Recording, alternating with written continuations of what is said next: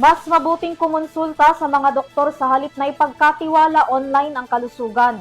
Yan ang payo ng Philippine Health Association na samahan ng mga profesional na cardiologist dito sa Pilipinas. Importante raw ito lalo na sa mga may sakit sa puso upang hindi na lumala ang kanilang kondisyon dulot ng misconceptions at misinformation. Narito ang dagdag na balita.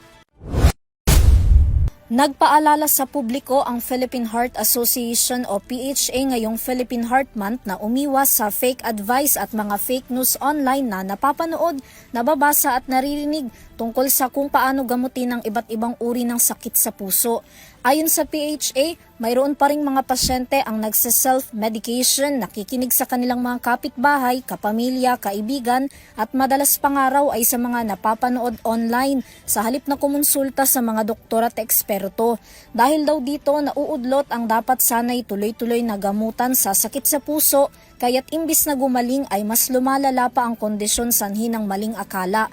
Sa kabila nito, pinagtitibay naman ng PHA ang kanilang kampanya kontra maling mga impormasyon. Patuloy din daw ang kanilang pagsasagawa ng mga lecture, symposium at information drive. Sinabi rin ng PHA na hindi dapat nakabase sa maling paniniwala at impluensya ng social media ang kalusugan ng bawat individual maliban kung otorisado at lehitimo ang isang cardiologist.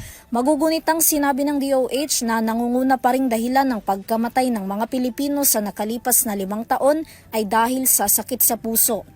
Para sa EuroTV News, Vanessa Cleofa, sumasaludo sa bawat Pilipino.